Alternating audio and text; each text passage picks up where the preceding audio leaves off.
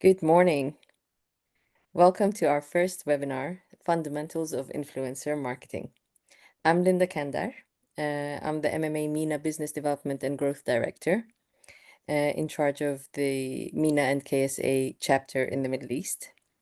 MMA, I will be introducing you to it very quickly, is short for the Modern Marketing Association.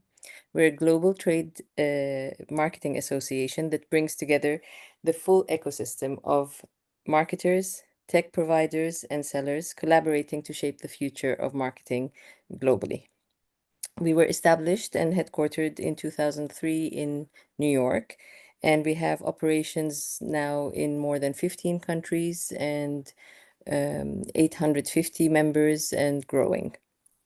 Today, we will be discussing the basics of influencer marketing, how to create impact through effective short storytelling, measuring success of the campaigns through the correct metrics, and go through the trends and tactics we will see in 2025 and beyond.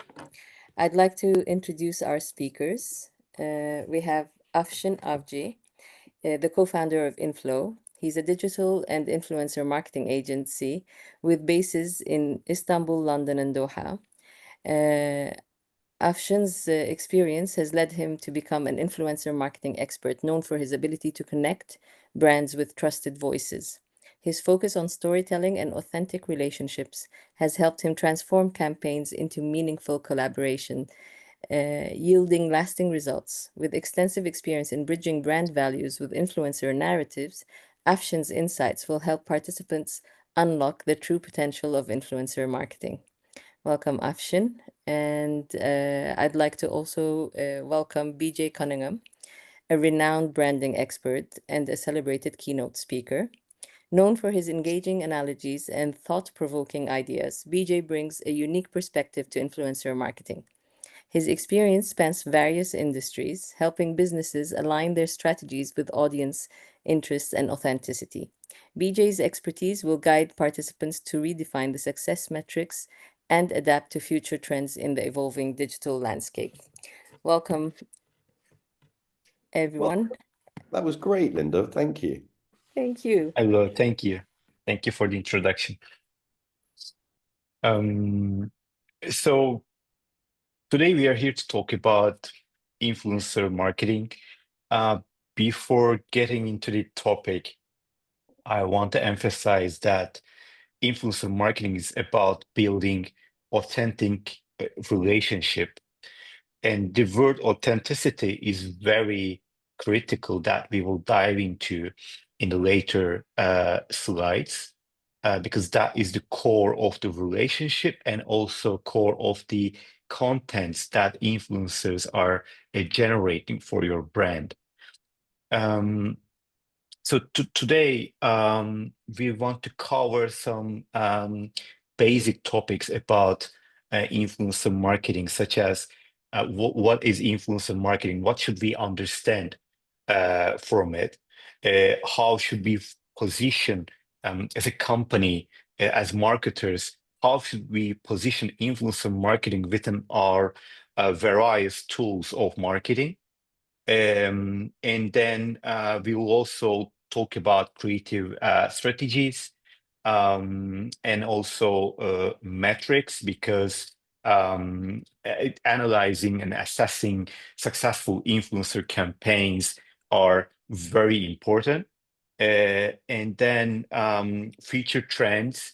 Influencer marketing cannot be considered as a new phenomenon. It has been in the market since like 2015, theoretically. So there are some trends that we are expecting in 2025, 26. So what are them, and what should we position? How should we position against those trends? And also some practical tips and tools.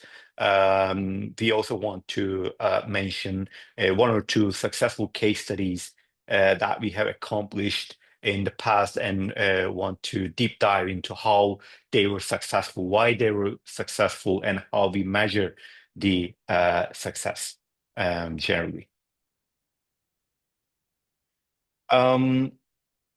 So in general, at the end of this webinar, we want to make you leave the webinar with some key takeaways about influencer marketing, as informed as you can be, and also ready to try and test your first influencer marketing campaigns if you have never been to yet, or optimize if you are already adopting influencer marketing campaigns for your businesses and companies. So let's start with an analogy. So BJ, can you step in here and define us what should we understand when we say influencer marketing or working with influencers? I think it's really useful to think about this in terms of analogy. Influencer marketing is often misunderstood. It's seen as a silver bullet, and it's not. And a simple analogy would be a dinner party. So think of an influencer marketing as hosting a dinner party. And if you were hosting a dinner party, you wouldn't just invite someone famous to your dinner table, because that wouldn't be very interesting for everybody else at the dinner table.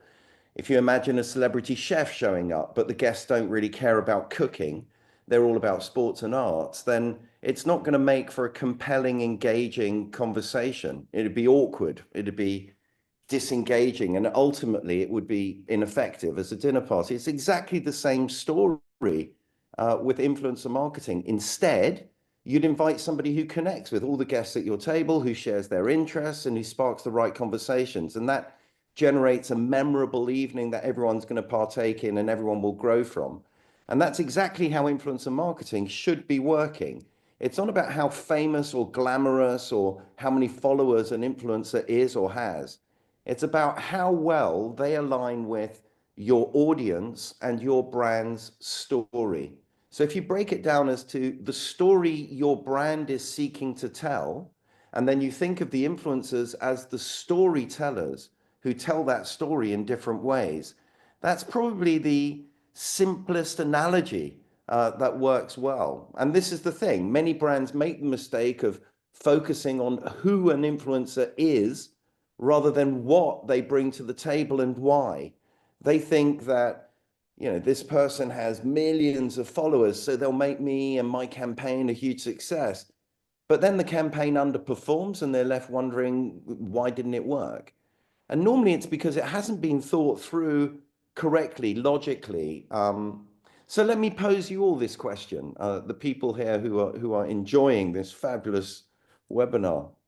How many of you have worked with influencers only to feel disappointed at the end by the results? And why does that happen?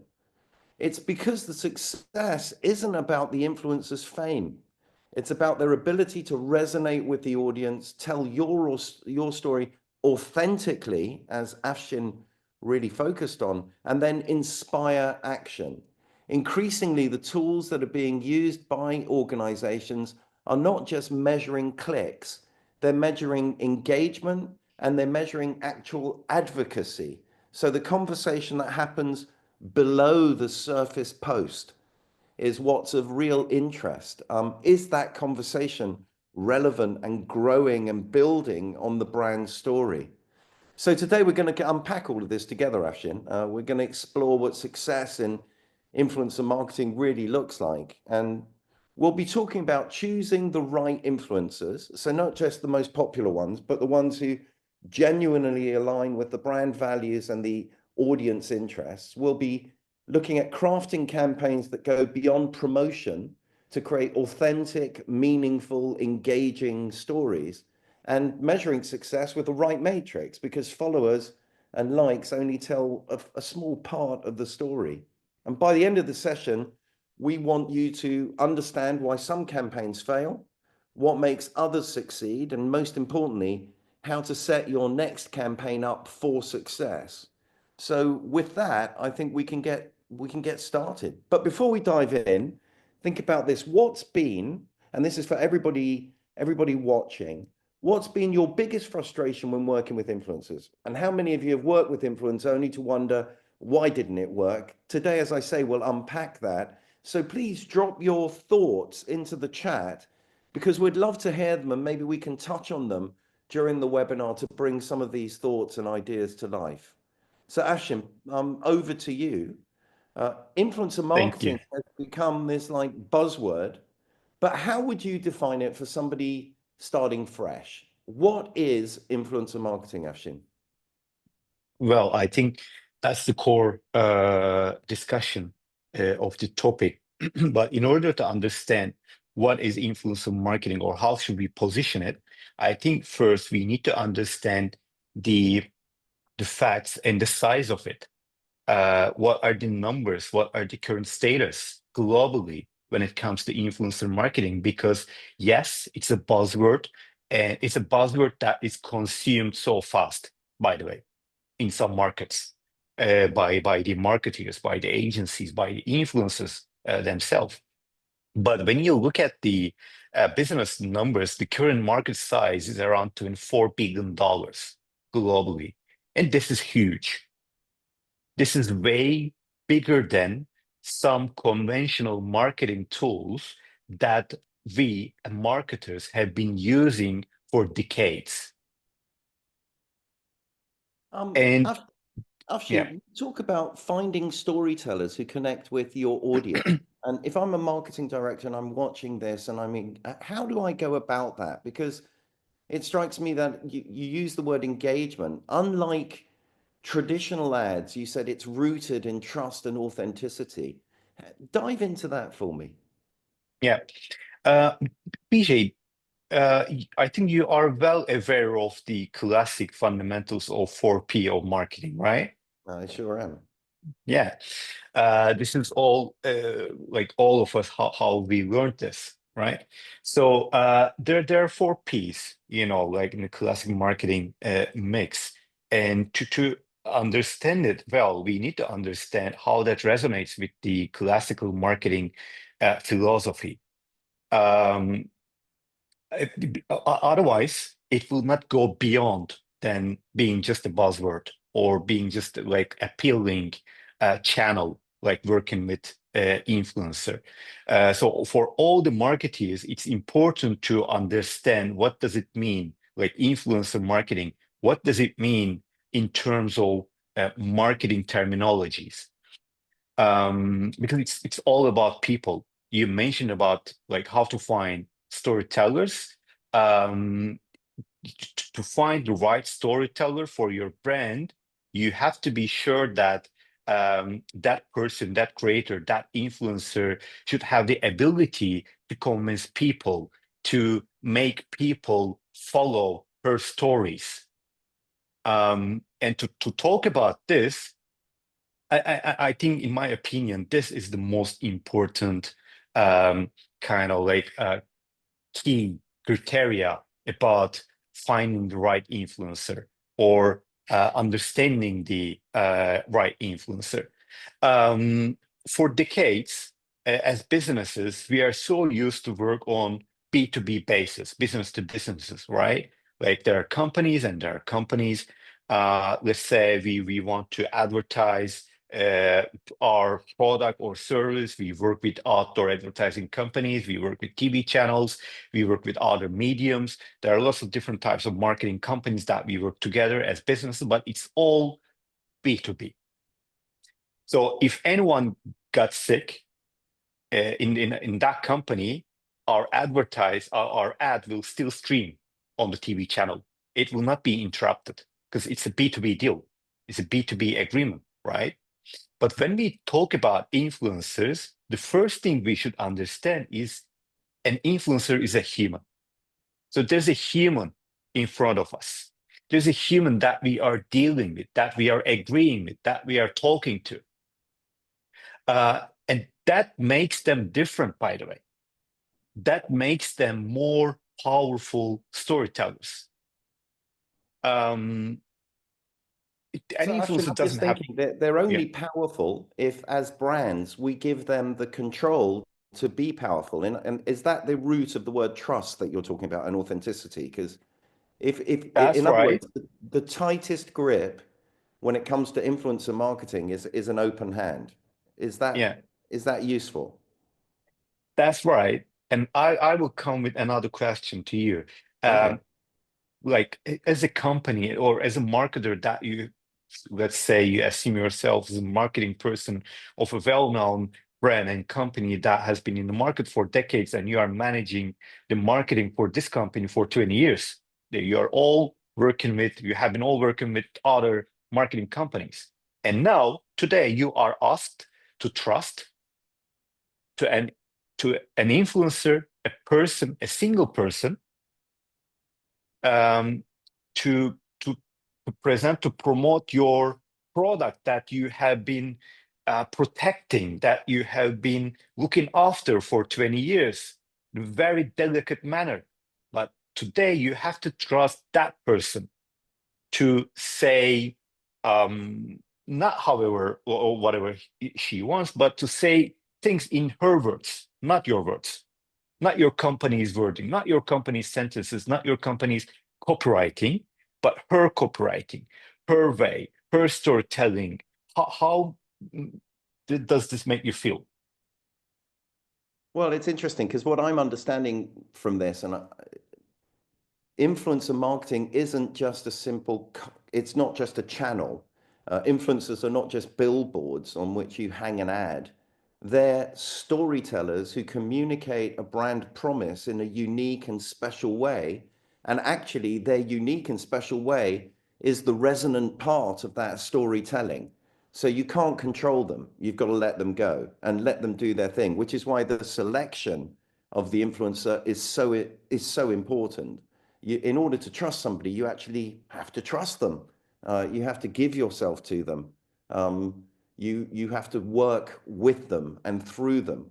So channel is actually probably a useful word. The idea of channeling and the idea of allowing them to channel your story through to their audience. If you try to control them, if you try to force feed them like a goose with foie gras, you're going to end up with a difficult, it might not work. The audience won't believe it anymore. Does Yeah. that make sense? And talking about the trust, um, do you think that the follower number of the or audience size of the influencer would make you sure that you can trust? Do you think this is the sign for you to Well, it's trust? interesting because old school marketing would be all about the TGIs and the ABCs, the demographics. You know, you'd be buying a media based upon how many people they reach, how many they print, how many end up in a trash can. All of those matrix allow you, in terms of media planning, to decide on the media vehicle that you're going out to with your campaign. And the really interesting thing about influencer marketing is it's much more fluid. I mean, yes, they may have millions of followers, but if all of those followers are chatbots or 12-year-old kids and you're trying to sell a BMW, then that might not be the right influencer. So yeah, I think there's a paradigm shift here. And I think the things that I'd be interested in now as a marketing director looking at influencer marketing are, if I'm driving a car, what's my dashboard? Where do I look? How do I find the tools and data that allow me the opportunity to trust the authentic voice of the influencer with my baby, with my brand?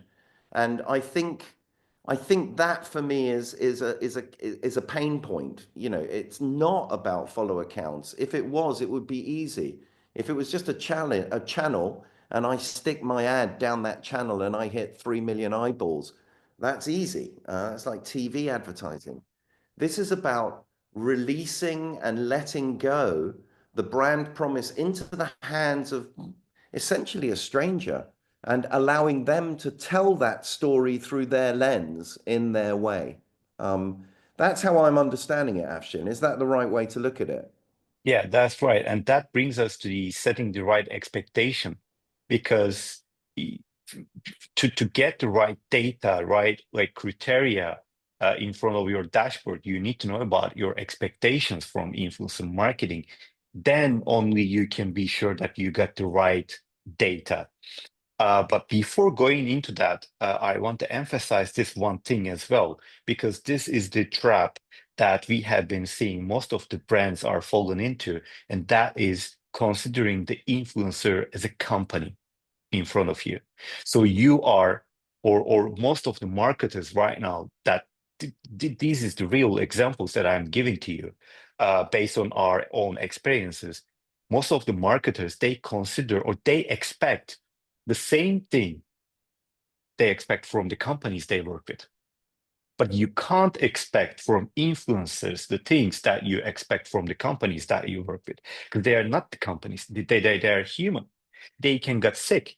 They can get bored. They can wake up in a depression mood today, and unfortunately, you have a shooting. Yeah, that's all pretty terrifying, isn't it, Afshin? You know, Yeah, you've spent they all can your even time creating they this can even get beautiful a breakup campaign. today, right? But Uh, you have a shooting. So what are you gonna do about this? But this is the fact. You can't change it. You can just like change the influencer. Like you can change the mediums, channels, right? When you put advertising, you can change TV channel. You can change the time slots if something happens. But when an influencer having a breakup and you have a campaign today, so what you gonna do? I think that is the most tricky part of it. so it's the human aspect of the influencer, recognizing they're not just a straight media channel, but actually a Yeah. human being with their own emotions and stories, and allowing them to tell your story, and having, that's what you mean by authenticity and trust, isn't it? Yes. Yes, Um, that's right. do you know, I'm going to open, I'd love to, again, to engage the audience here. What do you look for in an audience? Sorry, in an influencer, I'm saying to our audience. I mean, if you could drop your thoughts in the chat, that would again be very useful. What should we look for as brands in influencers? I think it's a really useful question. Okay, Yeah. moving forward, Ashin. And we will come to the questions at the end of the session in the Q&A part. So we came to the setting the right expectations from the influencers. I think that's very important because most of the time we have seen that companies are having wrong expectations from influencers, and mainly this is about like when, let's say, they try an influencer marketing campaign with an influencer, they expect a spike in their sales, or they expect huge traffic for their website. They expect huge app download generated with this influencer marketing campaign. Yes, these can be some of the expectations that you should have, but it also have to be the right expectations from influencers that you work with, because each and every influencer have different power, have different strength when it comes to storytelling. They all have different niches, different contents, different audiences, different locations, different visuals, different colors. So you can't expect the same from each and every influencer. Your expectations or expectations of a marketeer should differentiate according to influencer that they're working with. So what do you think about this, BJ? The Well, expectations. I don't know. I think you're right. I mean, it's very important to understand what your expectations are before you choose a channel to work with. And I'm also understanding, you know, an influencer's not just a channel, they're a human being. This B to H story that you touched on is really useful. But I'm also thinking it sounds like a bit of an excuse because, you know, if it's a human being you're dealing with and they wake up in a bad mood one morning and then they decide, or they don't do a very good job on the campaign. I mean, it's something you can't really control. Whereas if I'm working with Condé Nast, I can absolutely control where my ad's going to sit, what page it's going to be on, what it's going to be opposite, what the adjacencies are. And I guess it also then comes down to Ashin, you know, the content.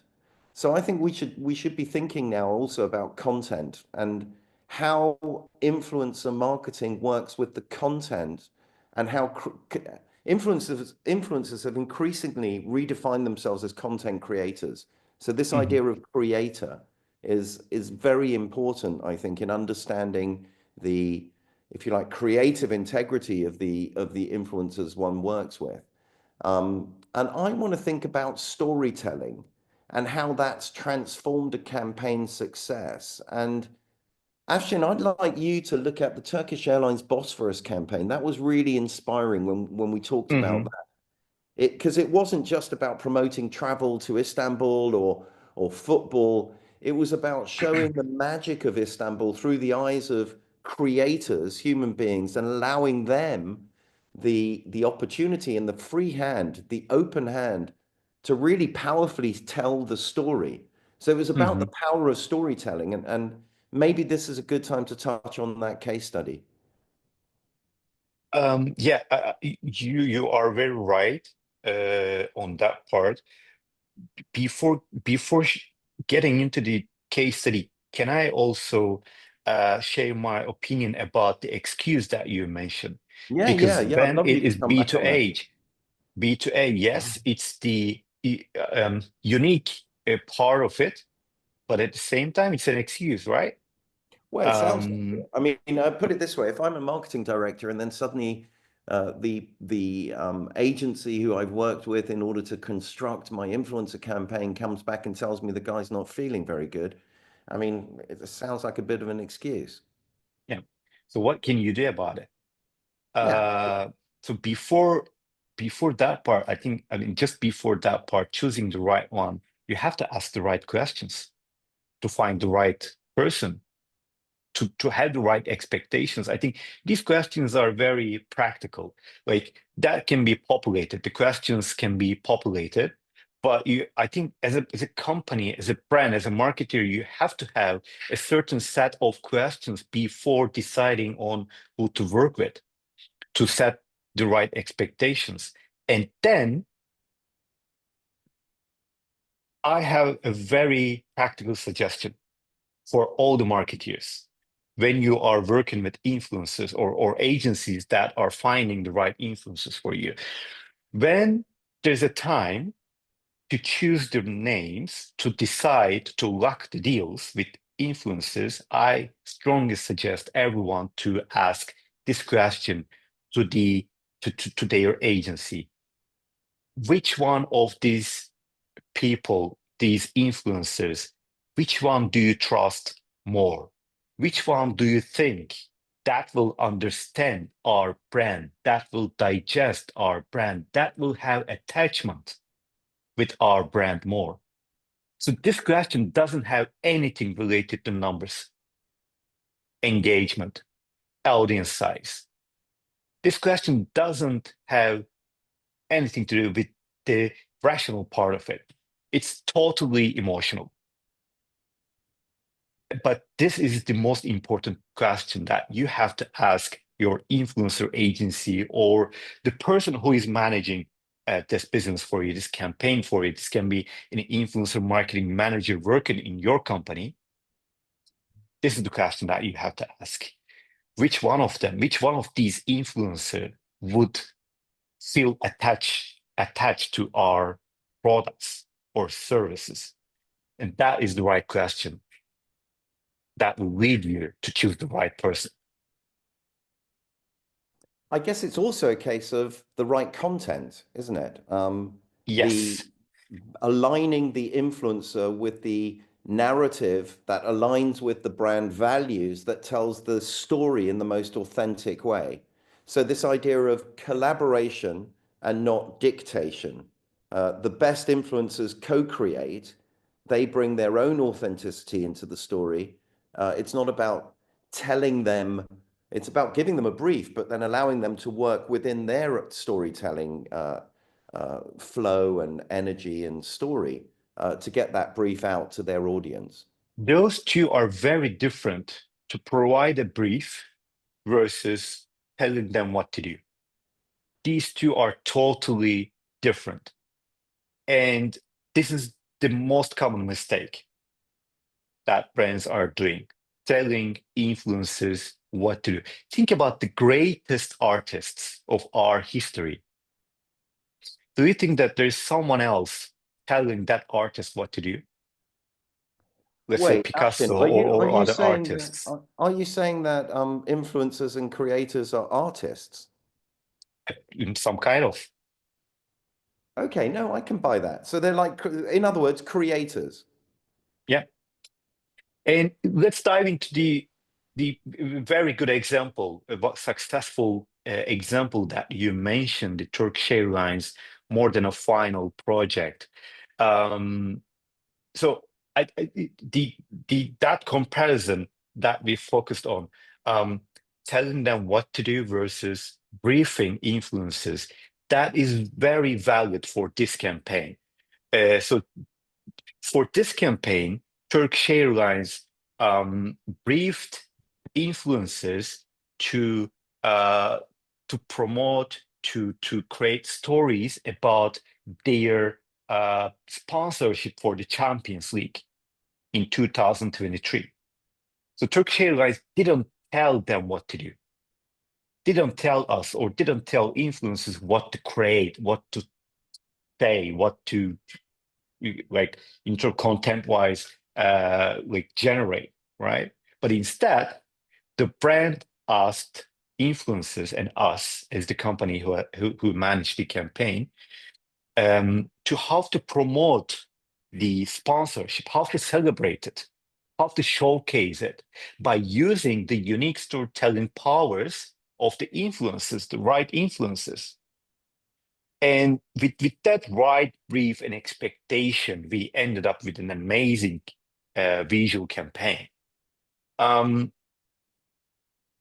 So let's see it and then talk about it more. Yeah, yeah. Yeah, I really enjoyed this.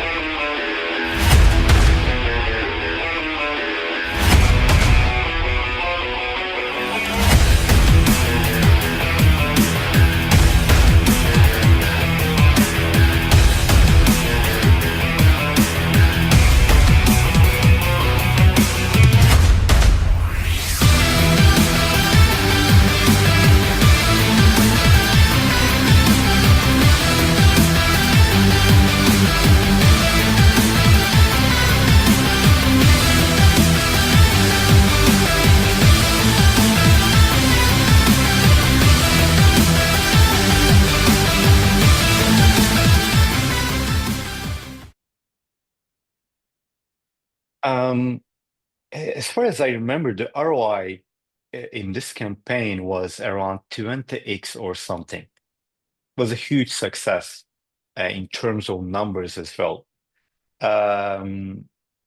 As you saw, the core part of the story, the campaign, is the creative content that we generate together with influencers to celebrate the Champions League final that took place in Istanbul. In fact, you're touching on something really important there, right? And this is something that I like to land on, being British and rational. The matrix that matter, and measuring success. So Afshin, I struggle with measuring success when it comes to influencer marketing. What matrix do you advise matter most when looking at influencer marketing? What should we be measuring? Yeah, actually, we created a very comprehensive measuring model for influencer marketing. I can directly go into that and to give you more idea about it. So it all starts with the right data collection, by the way. Like in order to measure, you have to have the raw data collected from the right data points. And that data points is basically your influences, but not just your influences. Let's say if you are working with influencers to promote your new launched app, your App Store analytics is another data point. And you have to look at there as well, and also combine the data you get from influencers together. Without that data point on your end, and that is called first party and second party data for brands. Without that data, you can't measure the success or performance of the influencers, because influencers will just provide you the outer data for your company. What does The that mean? inner, What that means that the data that is not controlled or owned by your brand or company, which means that it's not your website traffic, it's not your app store download amounts, it's not your sales amount, it's not your products sold data. These are all your inner circle data, first party or second party data, 100% or maybe less than that. You are in control of this data as a company. But the outer data, which is the third party data, that is influencers' impression. The amount of click, the amount of video, the amount of devices that is directed to your website by the influencer. You can get all those data points, the data from influencers, but unless you also gather your own data, the data coming from the influencers will not tell you anything, or that will just tell you the half of the story, the half of the measurement. So the calculation will not be right. So after you are sure that you collected all the right and required data, then you start into calculation. So when it comes to calculation, again, the most common mistake is to applying the same formula for all kind of companies and brands. But companies, brands, they're not the same. Their nature are different. Their priorities are different.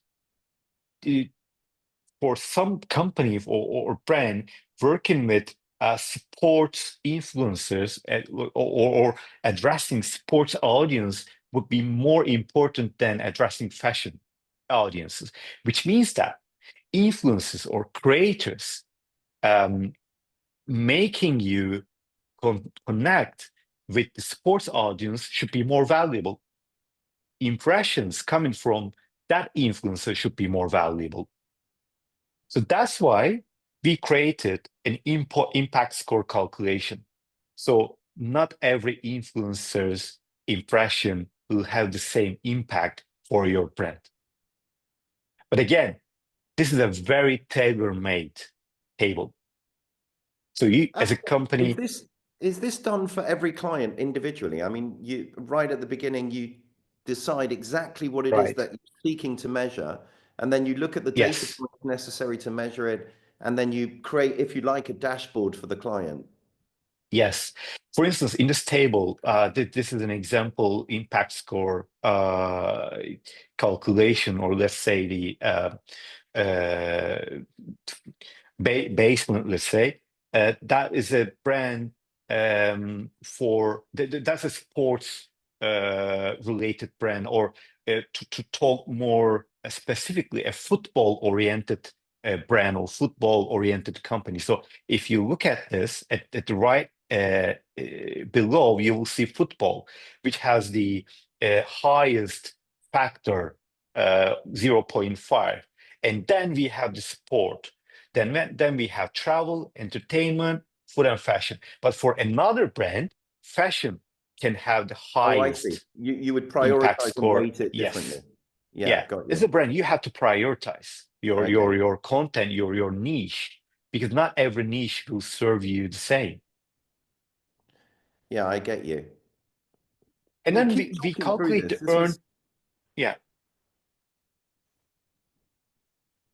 Um, then in the step 3, there's the earned media value calculation. So as a marketer, BJ, you can ask, okay, let's say I have the data, let's say I have the calculation. So how should I position this? Like, where should I put this number within my all marketing data set?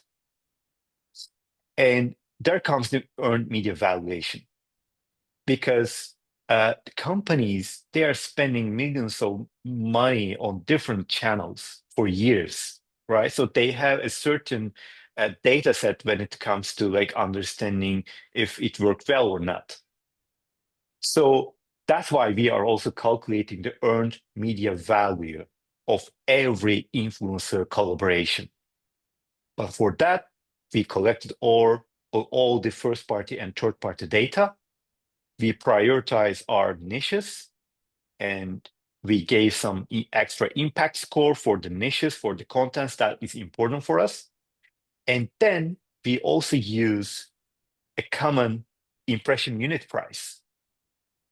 Let's say if you are having a cross location marketing campaign with influencers, the cost of one impression in Canada and Italy is not the same. So that is also a very important differentiation that you should consider when calculating your earned media value. And after you have the earned media value, then you can classify it. Again, this also very tailor-made for brands, because for brand A, a 2x ROI can be considered very successful, but then for brand B, it's an unsuccessful campaign because that is way below their standard. And it changes according to the industry you're in, the country you are operating, the products or services that you are selling. So these are very tailor-made calculation methodologies. Afshin, ROI is about return on investment, obviously.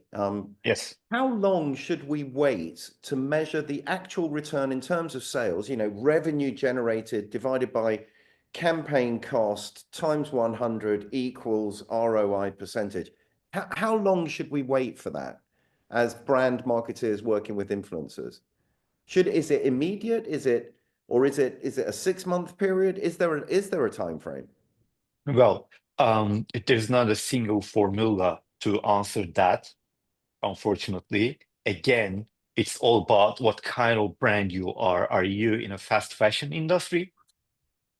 Or are you in an industry that building community and then establishing long-lasting communication with your community?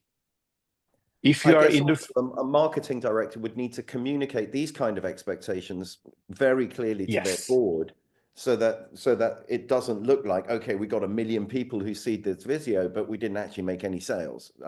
Because otherwise that would be the cynical retort from any FD, from any financial director. yeah. But hence, I can give you a very practical suggestion for that as well. I suggest marketers to decide 3 different time points when working with influencers and try to gather reports in both these 3 time points. First, 24 hours later, then the campaign is finished. So you will have the fast snapshot of what has been done, what happened. And then in a week, so numbers are more stable right now. Maybe you gained some new users and then you lost some of it in a week period. And then in 1 month.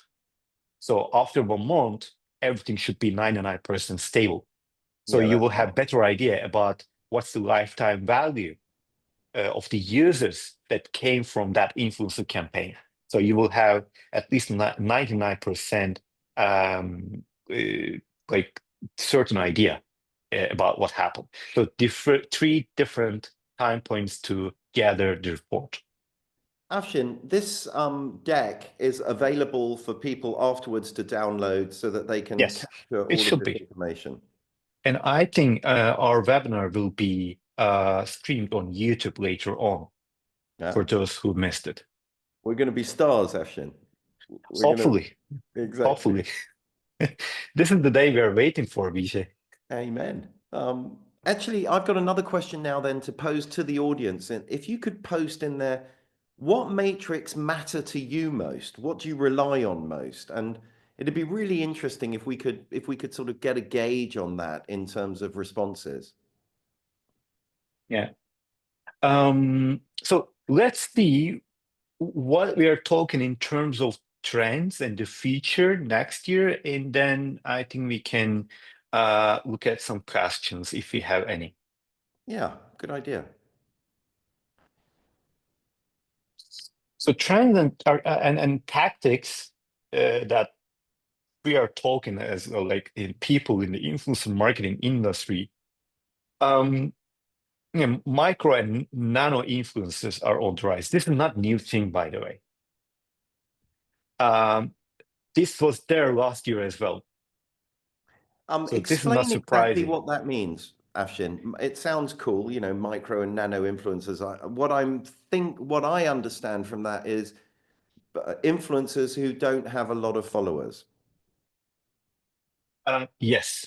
Okay. Or in other words, influencers who have a more focused niche. That's a much better way of putting it. And why do you think marketers are after micro and nano influencers? Why do you think this is on the rise for last couple of years? Well, I think for me, it actually makes complete sense. If I'm selling toy cars, it makes sense to look at the toy car market. And by definition, there aren't going to be that many people interested in toy cars. So I wouldn't be expecting millions of followers. But if I hit the right guy with the right story at the right time, then that guy can become my customer. So a micro nano influencers sound to me like scalpels in a surgeon's toolkit. You know, they allow me to really cut through the noise and get directly to the person who's going to be interested in my story. They are closer to the right audience. Yeah, they are the audience, actually. I mean, Yeah. that's a great way of putting it. Yeah. And another also, when you think about that, yeah. brands need to then, if thinking about micro and nano influencers, these sharp tools in a brand marketeer's toolkit or weapon story, brands need to think multi-platform and invest then in technologies for deeper audience insights. And so the future, as I see it, is it's all about smarter, more connected campaigns that are highly focused. It's all about advocacy within the channel as opposed to the top numbers above the channel. I want to focus on the word connected Good. because you know these words like smarter, connected, we can easily use this, right? We can easily write there and then yeah, this is done. But I assume that most of the marketeers they understand different things when we say smarter and connected. So I want to give some like rigid examples when we say connected, right? Yeah. It's very simple example and then tips for your campaigns. As a marketer, company, when you work with an influencer, it means that you let that influencer to create content for your product or service, right? It's good. This is very good. Now use that content. Use that content for your own channels as well, such as use that content in your Instagram ad, in your TikTok ad, in your how-to videos for your products. Let's say, I mean, you gave a good example, a toy car company, right? And you work with a mom influencer to, to reach more moms, right? Because you want children to see your toy, right? And you can also use that content on your website or on your app to showcase how that toy looks like, how you unwrap the box, how you establish, how you use the modules of that toy. So instead of creating content from scratch, which you can also do, you can also use the content created by the influencer that you paid for. That means connected campaigns. Oh, okay. So layering, building it into the whole, if you like, storytelling river. And then repurposing the content that you bought from the influencer. Yeah, that makes sense. And yeah, last point, long-term partnerships over one-off campaigns. This is a very proven um, tactic for influencer marketing. Do not chase for one-off campaigns because one-off campaigns will not change anything for your brand or your sales numbers or acquiring new users. But a long-term partnership will create more attachment, emotional attachment with the audience of that influencer. So long-term marriages and not one-night stands. You can put it that way as well. I think that's a useful way of thinking about it. Long-term marriages drive real value.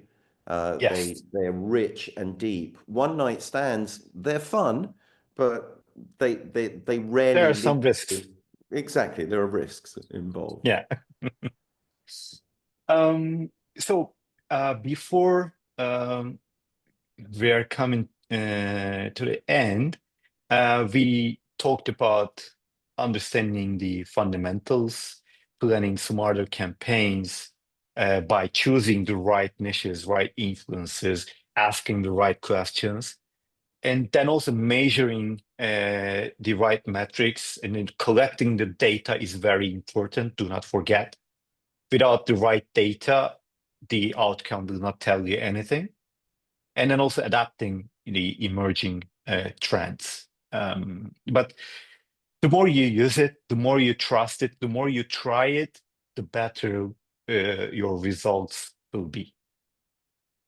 And also focus on authenticity, storytelling, and then build human-centric long-term collaborations. Do not forget, this is a human in front of you. This is not a B2B business. This is a B2H business.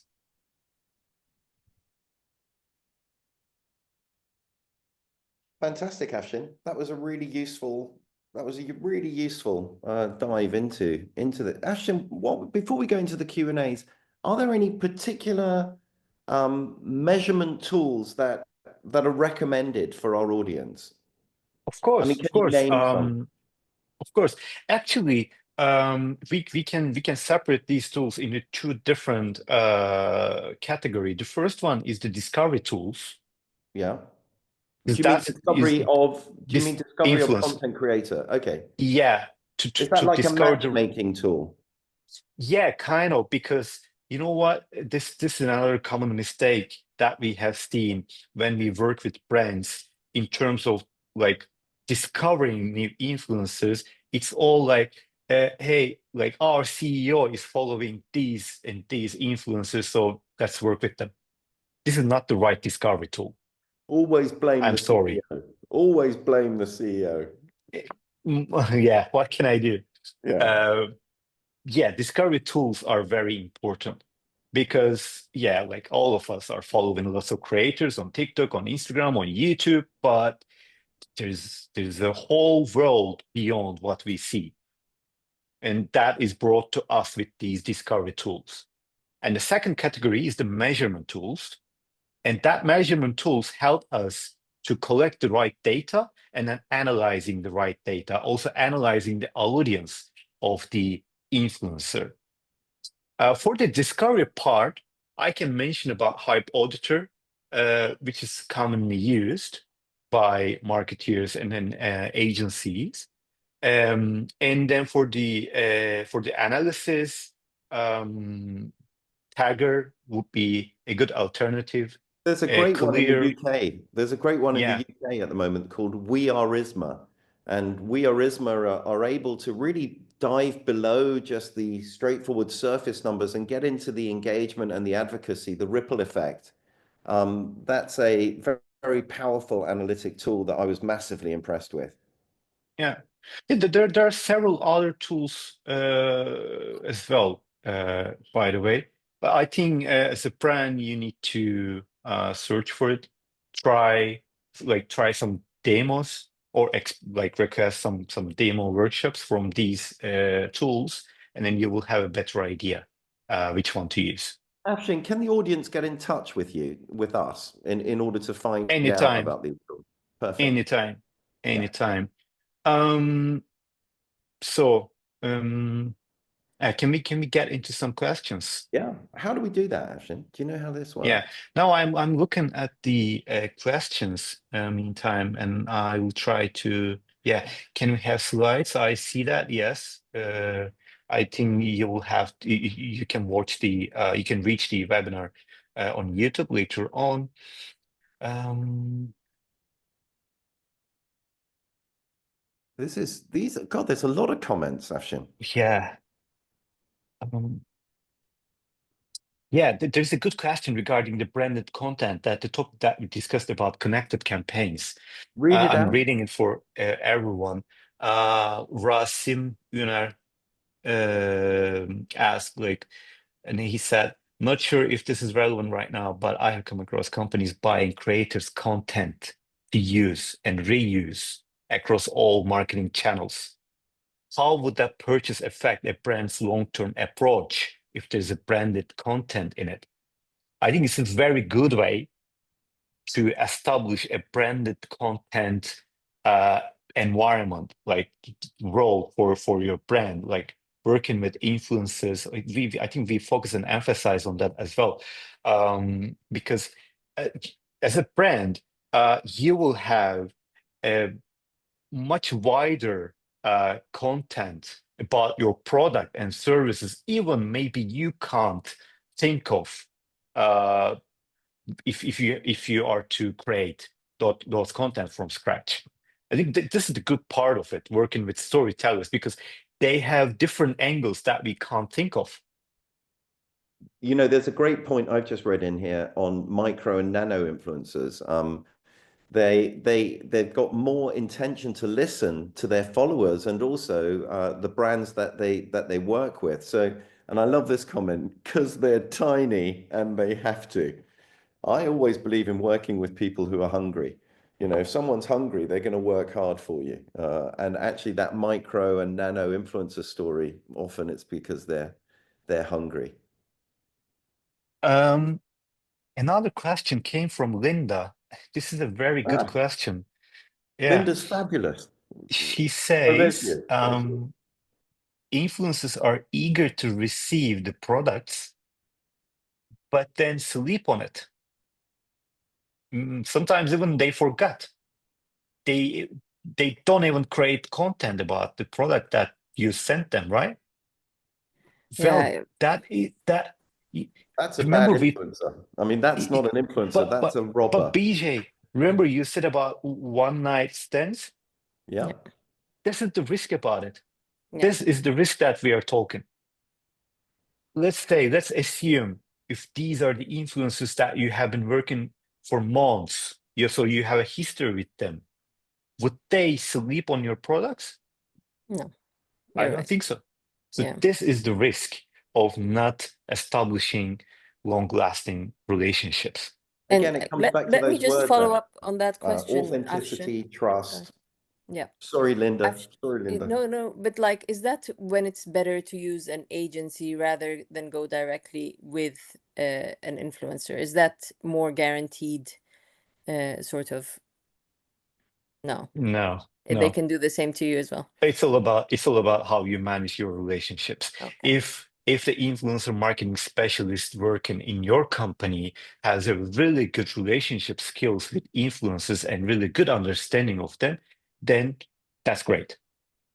But then if that person is just looking, considering influencers as channels, just channels, then your Okay. job is really hard. Okay. So Okay. there's no guarantee if you work with agencies or if you do it in-house, there's no difference. Okay. One more question. I'm going to use my position here as the speaker and ask you one more question that really caught my attention. When you're talking about building a long-term relationship with one influencer, when you do it over years, for example, 2, 3 years, when does it stop being effective because you have actually reached all of their audience, let's say, and you see like their sales going down every time, like their influence actually reducing? It's a very good question, Linda. Thank you. When you understand that it's time to break up the relationship, when you realize that that influencer is not growing or developing herself. Okay. So when you realize that that person is standing there, not moving sites, not growing, not developing content, not optimizing, not transforming, but at the same time, your brand is growing, your brand is trying new things, your brand is offering new products and services, it's time to break up. Okay. Okay. Excellent. Do we have any more questions, or I think we've covered everything? I would really like to thank you both for such a wonderful webinar. It has been very insightful, and Inflow is also heading our influencer committee in the Middle East, and we will be developing more and more content for our followers as well in terms of creating extra value in our committee's work that reaches our clients. Thank you both very much. We look forward to hosting you again. Thank And we you. will be posting all of this information on our website as well as on YouTube, and sending out the presentation as we discussed. Thank you both. Pleasure. Thank you. Have a See you great day. later. Bye, Thank you. everybody. Take care.